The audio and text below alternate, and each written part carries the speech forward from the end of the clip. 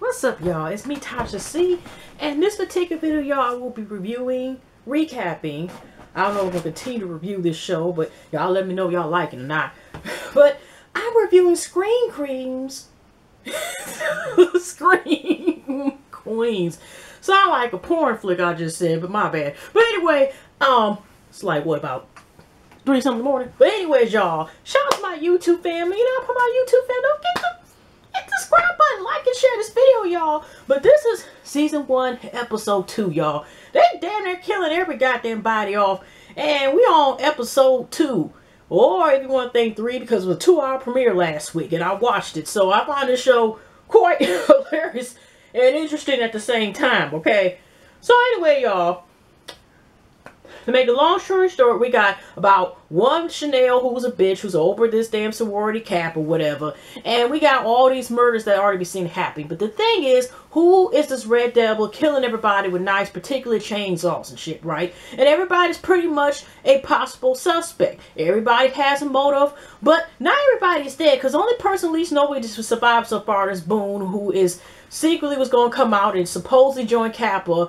this sorority and shit, right? And if y'all remember from the first episode, this 2-hour premiere, this girl in 95 that was a part of a pledge of Kappa, didn't know she was pregnant, she was in the tub, and she gives birth to a baby. Another member was holding a baby, we don't know if it was boy or girl. And the other members and president and stuff like that, that kind of knew at least about 4 or 5 girls, sat there and were basically like this: Waterfalls is a joke, we're going to come back later on and we're going to kill this up. They left, and by the time they came back, the baby's born.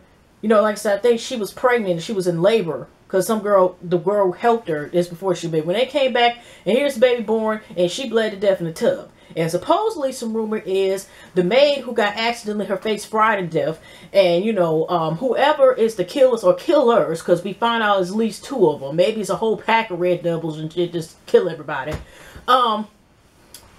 you know, revenge is out. You know, like I said, it was 1 child born, supposedly. You never know, could be 2. We don't know. And the thing is, it's like, dang, I don't know how many episodes in this, and if they're gonna like be like a total different sorority or fraternity every season. They make this like a permanent show, but it's pretty interesting considering Halloween's around the corner. So anyways, y'all, make a long story short, the possibility is the child, you know, whose mother had died, could be possibly getting revenge on this. And you know, this is like, what, 2015 now or something like that, or 20 years later, you know, whatever. So anyways, Gracie is like one of the main characters. She wants to join the sorority that her mom used to be in, which is this Kappa bullshit. Now, like I said, I'm up here like reviewing this on. But anyway, let's pick up where we left off, right? Now, one of the problems is, now they just had it where Boone supposedly died, but Boone, like I said, is alive. Whoever supposedly faked and killed him picks him up from the morgue, and it was a fake, you know, wound, as if his throat was slit. We got Dean Munch, who is Jamie Lee Curtis, which is interesting. Come to think about it, she'll be part of the series. When one of the most famous things is, I mean, when she first got her start, people, for what I remember, reading on some stuff, that she became popular from being in like the Halloween films, and that's where we, you know her from. And then, I mean, she's a famous actress. She's been in the game for a long time. But I'm just saying, it's interesting that she's in in the show. Come to think about it, it'd be interesting if she's actually one of the killers or has a motive or something. But it's supposed, like I said, she was one person that covers up. And also, she gets sex from, you know, boys on academic probation and be screwing them occasionally and stuff like that, you know. But she's also got her eye on Wes. She gave Wes a job because he wants to be near Gracie, because you got all these killings and stuff, right? And he got a part-time job as a film instructor. And Gracie doesn't find out to the day of class, because he wanted a job where he can at least teach one of her courses, because he happens to be a professor. Her mother died, I think, a little bit after, 2 years something, supposedly after she was born. Or at least that's what she was told, okay? So, anyways, oh my gosh, or something. Now we're just gonna go by what I remember. Now the first scene is we got Zayday is Keke Palmer's character, and Gracie's going to the store. Zayday is like, because I never even heard of this shit. Y'all put fucking syrup? I thought she was gonna get some goddamn hot sauce for some chips. She talking about getting the syrups for chips. And then if somebody happens to be in this Red Devil, because that's actually the school's mascot or whatever, they are coming towards Gracie in the other aisle. But somebody's mopping out, like I said, the convenience store, I guess, on campus, near campus, whatever. And she's got a stun gun and actually shoots him the balls, which is understandable because it looked like the guy was coming towards her. But he had no weapon. That red devil, devils, when they come with you, they usually like to prefer a chainsaw and come to kill your ass, okay? And she stuns and turn out to be some guy named Eugene who, you know, is like my balls and I was going to pay. Next time I'll pay. He was actually trying to go near the hostess cakes and shit and was not going to pay for the damn things. And he was just doing this, actually was towards the cakes, but, you know, but I guess not get caught for stealing snacks, so he decided to be as the mascot. But this is also wasn't a good move for him, not also because his testicles probably on fire and shit, you know, from, you know, the effects of the stun gun, but also because, you know, there's a killer on the loose. So anyways, y'all, they got a take back the night thing. And, you know, people got the size, even though it's supposed to be Morning Moon's death, and they have to acknowledge the girl who, you know, who loved Taylor Swift, who head was cut off, you know, by the moment when they were, all the pledges were buried under the dirt. I think except Gracie. I don't think Gracie was there. But, you know, those acknowledged, you know, here come Dean Munch talking about the new mascot. First, before then, Chanel is back again trying to beg Chad because you know she's all about popularity. Chad, who seems to have this obsession with knives and wants to screw corsets and has like this type of obsession with, you know, fetishing with killing and fucking dead folks. I mean, that's what he's told Chanel, whatever. That makes him kind of a suspect too. To be found out later on, it's not his dumb ass neither, possibly. So he is like this. No, I'm breaking up with you this time. Okay, you freaked out about the course and stuff like that. My bro is going, blah, blah, blah. And he's basically like this, like, you know what? I'm going to put him down because she's begging to go back with him and she's trying to console him. But here's the thing. He decides to break up with her again because his problem now is he looks like now her popularity's go down the drain because now she got all these ugly ass pledges and all this other stuff, and when he looks at the back of her, she reminds him, so he feels disgusted. So he like prayed, and that's horrible, but that's what exactly said. Basically, pray so I guess all the new pledges will die, and then she'll be cool again. I guess then he'll be worthily to go. Because he even tried to say, like, she asked him, well, just don't sleep with just sleep with a little amount of people. You know what I'm saying? And he just like this. Well, why does it matter? You know, that's a big compromise.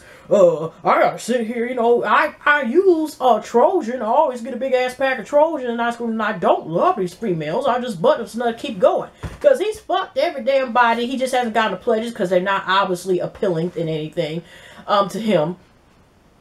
It turns out later on, we find this later on about he gets around, you know. But it might be a little bit harder right by now if he's still alive, because I don't know. You know, if he has bled to death, but we'll get in that in a second. So yeah, to get into the Jazz situation, I just want to get it out the way. Then we go back and forth. Now, when Zayday and oh wait a minute, but let me finish this part real quick. So Jamie Lee Curtis also D Munch announces like we're going to take back blah blah blah, and now we got a special guest. We got a new mascot. Yay! And the mascot, I don't know why I had a feeling because, like I said, you know, I first thought it was going to be a Smurf. And then I was like the same thing. Because she basically stole a mascot from somebody made some soft serve ice cream. Who been in the game since 1950. You know, whatever. And she go nervous to talk about the code. I guess maybe because the guy who was in there, which we never know who his face was in there. And I guess we're so happy to be in the mascot. Because she walked past him like, you're pathetic. So, yeah, they got a new ice cream cone mascot because of this Red Devil being associated as the serial killer. Even though she's trying to smooth things over like putting butter on toast. She's trying to pretend like it's nothing going on. They're trying to say Boone committed suicide, which even they're like, what the hell? And then she's trying to say like there's no serial killer. So that does make it seem like it's possible that she covered up that girl who bled to death when she gave birth, you know, during waterfall days. So she, like I said, is covering that up and, you know, trying to make it smooth, like, we don't have nothing to worry about, blah, blah, blah, you know, type of thing. You know, that type of bullshit. So we got Zayday and Grace, you know, the scene trying to see, because Chanel #2, also, what is it, Andre Grande? The young lady that kind of sings like Mariah Carey. And they're trying to find, you know, going there, and they've been told as if Chanel number 2 has went on a, you know, vacation and stuff, that she's not dead, okay? Even though her body moves just like the housekeeper used to be there, and, you know, like I said, damn near everybody put in there, they ta-da, magically disappear. And so, when even Chanel and Chanel number 5 go to Louvre, Chanel 5, I think number 5 was already in there, and she was bored to come to see the body, and she got turned out by these golfer twins and had a wonderful threesome, and that's what she likes now. She likes to get banged in the front and the back at the same damn time, or getting DP'd. I don't fucking know, but I'm just saying that she now is turned out, and now wants to deal with that, and she's tired of doing the serial killer stuff with Chanel, and she on her own. Chanel like, I'll get you, bitch, and all this other stuff. You know, that was, I think, the first opening scene of this episode, wasn't it? After, you know, Eugene got his balls at. And so we have it where, like I said, they look in Zayde, and like I said, Gracie are looking, they had noticed, because Denise had came in there and sprayed some special spray, which I don't have time to pronounce, that could tell it's blood, because she turned on the lights and she could see there, because, you know, it could have been ketchup or over here, it could have been throw up or whatever. And she's like, no, that's blood. And she's like, that's the same ingredient, I guess she says, found in horseradish. And she says she loves Arby's, but she sometimes sprays a little bit to make sure they don't put no horseradish on her roast beef. So, yeah. Because they, you know, even say they brought it up like, wait a minute, you ain't got no damn gun, but you sitting here with some damn chemical for one of them damn X-Files or CSI, one of them goddamn programs, okay? But yeah, ain't it backwards? Because, you know, of course, she also wants revenge on the fact that she believes, like, oh, no, that's some bullshit. Because I seen her Twitter, and she said she was being killed by the Wade Devil. And she's like, it's a murder on loose. My friend, she wasn't that cute, whatever. Then she's getting stabbed in the face and shit. And I want justice. And then they got pictures that look like Chanel number 2, or used to be Chanel number 2, is sitting there. And all I could think of was Weekend at Bernie's. Is what, because she's sitting there like this, and I'm like, what the hell? I mean, but that's what they think, like somebody's still posting on her Instagram, so they figure like she must be alive. So they figured out she's at Bel Air, and of course Denise is like, okay, you want to go bite my ass? So they end up going later on to Sophia's house, or goddamn palace and shit. It was about at least 10 houses put together, and the parents still have not even reached out to even wonder what the hell has happened to their daughter. It's like I said, it's a big ass house. They're like, where they at? Even I forgot. I think this this house is where, you know, I think one of the Denise's Zayde or somebody said between those two was talking about, well, as big as house, she probably still lost in one of the damn rooms. That was a big ass house. And then they said that actually, Sophia, I think is her name, her government real name, has a disease. She's been in and out of rehab. And they basically, I guess, look at Sophia's disgrace. And then they, you know, they had said some comment like, you know, to the parents, like, you know, this possibly she might be dead. I mean, there's a serial killer out the loose or whatever, but she could be, you know, they're not saying for sure that actually she was murdered or not. And it turns out they were saying, you know, she used to go with this guy named Chad. I don't know what Chad seen her. I'm like, well, damn, they just own they dog like shit. And they said to her that y'all ever find her, they tell her she's not allowed to come back. Like, damn, I guess I don't know what the hell Sophia was doing, but I mean, they didn't have to disown as big as that fucking house is. They could have set her in the West Wing somewhere. But okay. So they go into the room and find this note in Chad's, because they said Chad, you know, they spent the Thanksgiving last year with Chad. And Chad, you know, left this note saying, I love porking you, and I love the fact your parents was, but that is a narcissistic ass motherfucker, okay? I know he likes to mind body. I'm a psychology major, but yeah, you got a personality disorders. Disorders, not disorders, okay? Something ain't right in Chad's head, okay? It's been gone bye-bye for a minute. But, yeah. So, that's where they're kind of questioning, like, what the hell's going on. Because, like I said, they did show the parents that she had an Instagram photo as if she might possibly still be alive. But we see from there. Go from there.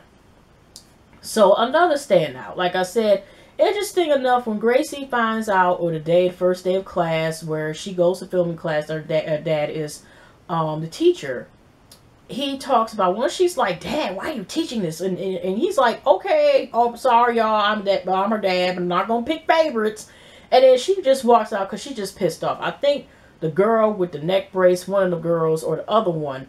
And I know the one named Sam. I'm trying to get all their names together. But I know at least Sam was there. The one that's like, I wear a hat, I'm lesbian or war, men, yuck. I mean, that's exactly how the hell the way she is, okay? She one of them type of chicks. So, when he talks about the best movie of all time, it turns out he said one of the greatest movies of all time was the 1974, you know, the Texas Chainsaw Massacre.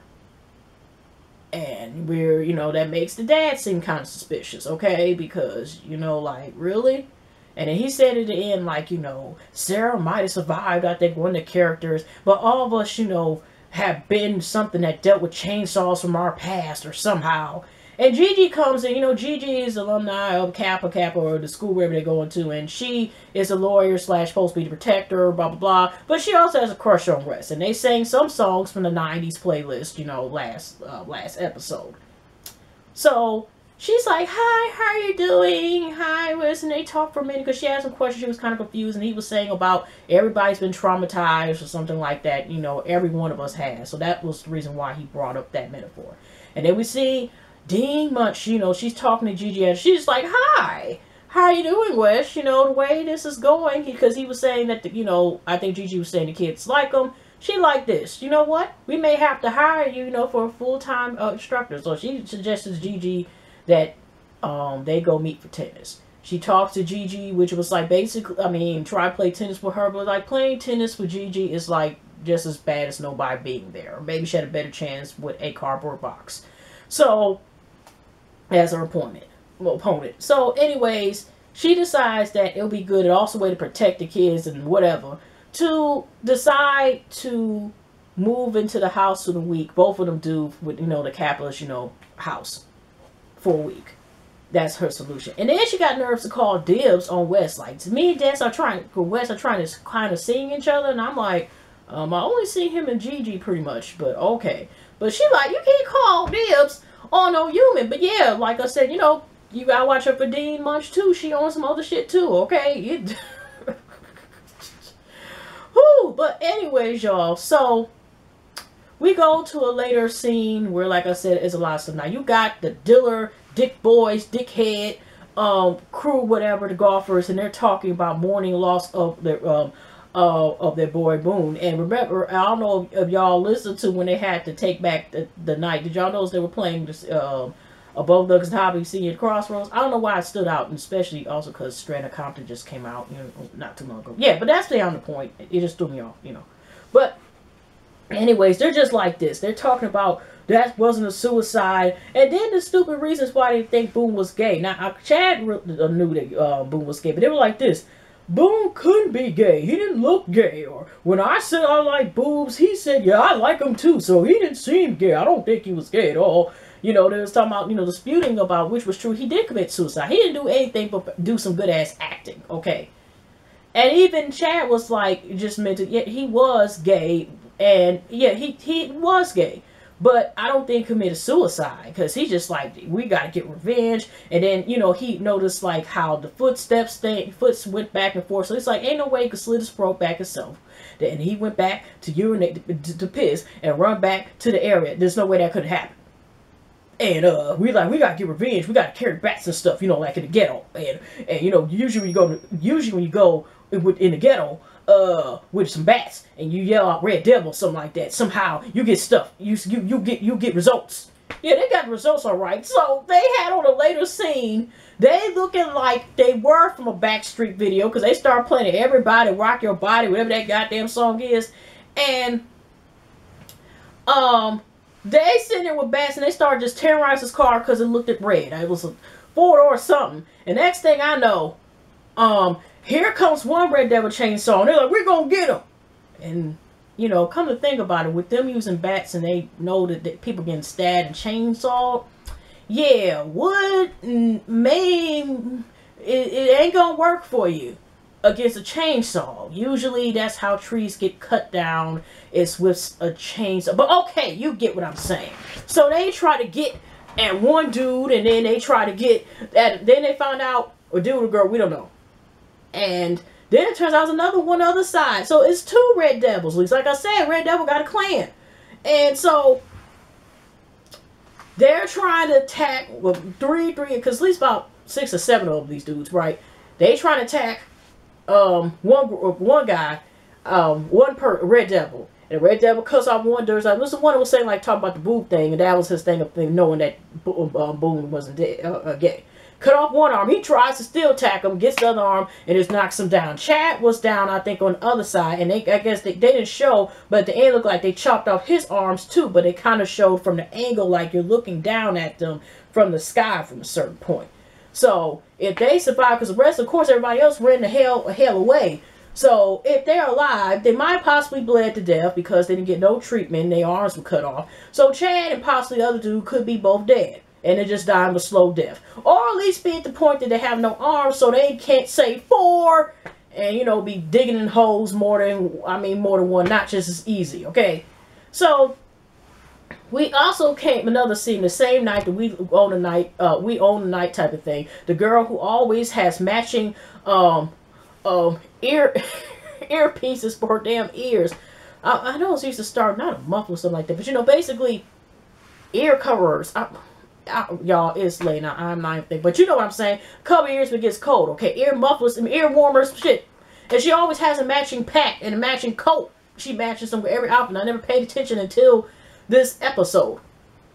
And you know, first I think Sam had talked to her or something like that for a second. And then she goes confess later on to Sam, like, you know, because Sam was like, are you lesbians? She was like, no, but can we be buddies? Can we be soulmates? Can we be friends? Can we get matching tattoos? Can we get my buddy bracelets? Can we get BFF forever t-shirts? Okay, just that type of thing. And she confesses to Sam, you know, like, have you ever heard of those frozen foods of Swenson? You know, they're like the poor version of Swanson, you know, frozen food. You know, do you ever try those? Raven noodles, anything? And she's like, it turns out I'm Swanson wants to go. So she comes from the money. She's actually from a billionaire family.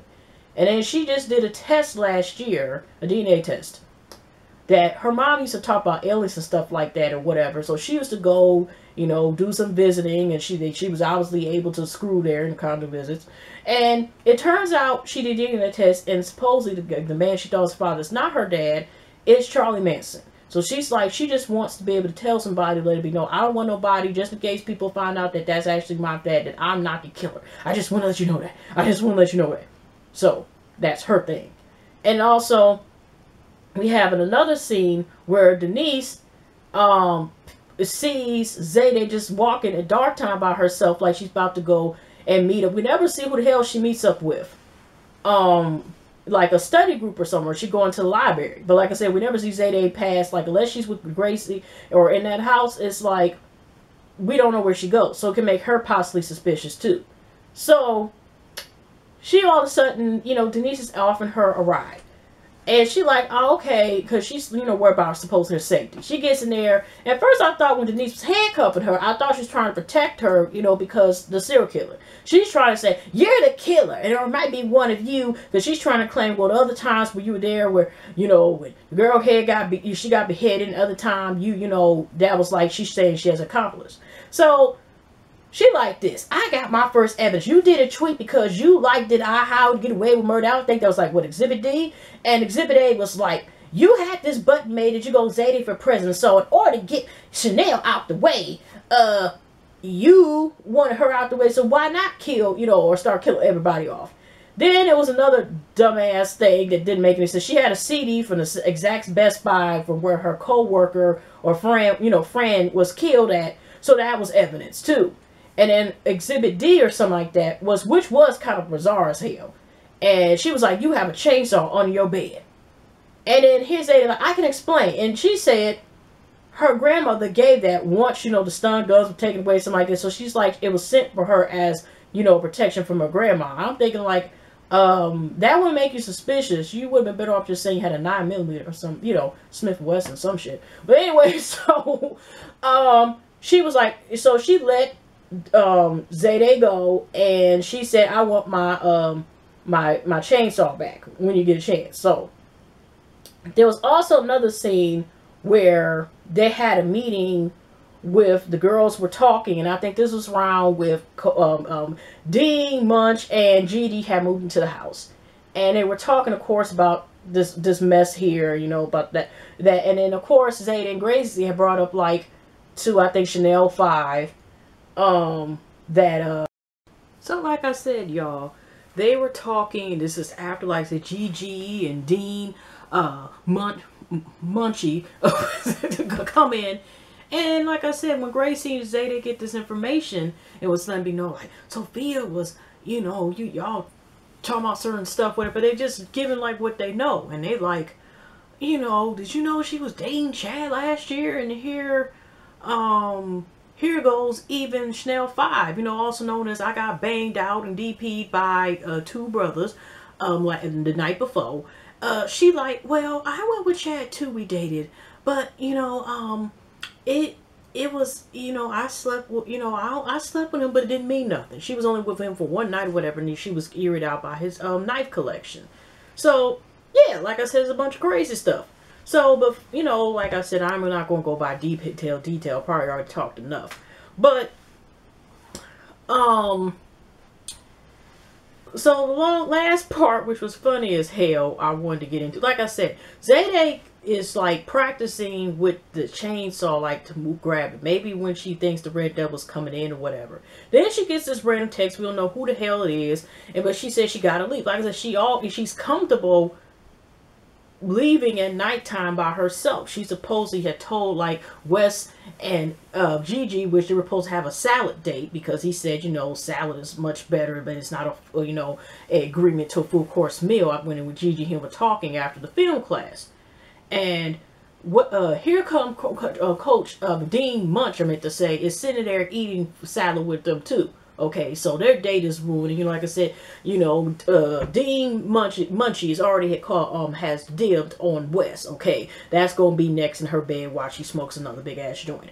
That's her goal. Okay, so anyways, when around this time was they go, you know, Wes, before he leaves, rightfully, he's worried about where Grace is, because he has a tracking device on her thing to know where she's at all places. Okay, he's worried about that. And Gracie, by this time, is with Pete, which Pete, like I said, he had a Red Devil suit coincidence in his closet, and his age made it seem like possible he could be possibly the baby, you know, of the Waterfalls effect or whatever in this case.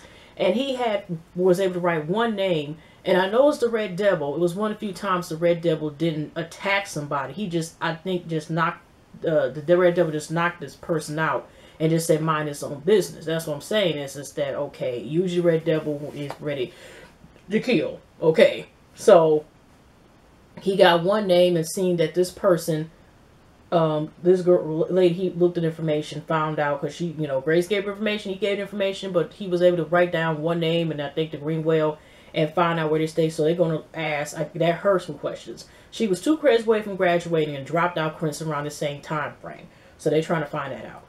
And they're at this gas station, and Gracie gets this call from her dad, and the dad's like, where are you? I've been trying to, where are you at? And she's just like, I'm at the library. But she, like I said, she's on a road trip with Pete to try to get more investigation, which they went back. Like I said, she first was kind of suspicious about Pete, and she's realizing or thinking that he has nothing to do with it. Okay, he just wants to solve and get this cap of BS or this mystery behind 2 so far. So the last, like I said, the last little bit was, now Gigi and Munchie got to share a room, and she talks about, she got all this guy, and she's like this, like, but she, you know, they 2 separate twin beds, whatever. And she says, can I have to listen to white noise music when I go to bed. And this already, I'm thinking maybe it's going to be some, you know, some peaceful noises, you know, relaxation. This heifer got the nerves and audacity. When you hear this shit, it sounds like a fucking horror movie. On blast. If the volume is 50, the bitch got it on 62, okay? Because some whale fucking noises. And Gigi's like, and I'm thinking that maybe she could be also be doing this crazy shit to get Gigi out the room just to be an ass, okay? And Gigi's like, is there any more stations? And, you know, here go Munchie talking about, yeah, I'm calling Munchie on purpose. Munchie, it's like, yeah, they got 500 stations of white noise. I'm like, what type of shit is this? So she turns to another one where, you know, people, it sounds like the airplane is going down and shit like that. And you hear all these people in the cabin just, ah! And then she really had to remind us, so she was originally from one of the most popular slang movie collections of horror films. Then she's like, I'm going to put on slasher. Okay, that might be better than slasher. Here you just it sounded like a watered down, but they didn't want to fuck with the copyrights, so they didn't get the copyrights of Halloween. Kind of a little bit, you know, it was kind of that. So Gigi's like, you know what? I'm going to go downstairs. She was like, yeah, maybe you should. And she looked like she pushed the beds together. But I thought she was going to turn off the noise when she thought Gigi was downstairs. Gigi downstairs, and here come one of the goddamn, is the same one of the two devils that chop Chad's arms and his other dumb brother off. Brock off, brothers, bros, whatever off arms. And this person is trying to come after Gigi. Wes comes in time and tries to save her. And he didn't get his arm shot, but it was a little slashed. And somehow nowhere it looked like Gigi did some type of kick and knocks the Red Devil behind the couch. So they still hear the chainsaw and they hear the girls come downstairs. And by that time, I think that that's how we found, or no, she was on her way to the, like I said, the philosophy group that she's studying with. Just like Eugene was from her political science class, something like that. And so, anyways, all the girls come downstairs, down there, and we don't still hear, but probably all that damn slasher noise and stuff like that didn't make it better neither. And so when Gigi does like tell the girls to go upstairs, Wes and her, look, they just hear the chainsaw. Red Devil's able to get away again. And then towards the end, when all of a sudden, here come, coming down the stairs, here come Munchie. And she like, what? After everybody comes, so of course Gigi and Wes, they be like this, and they're like, Wes was like, you're the killer. And it kind of ends with the credits. I probably missed a few things, but yeah, that's what I got, y'all. Y'all, pleasant week, pleasant night, pleasant weekend. I definitely see y'all in the next video, and maybe I want to buy the season finale. Will we know who the killer is? Or killers. My bad. But alright, y'all. Y'all take good care.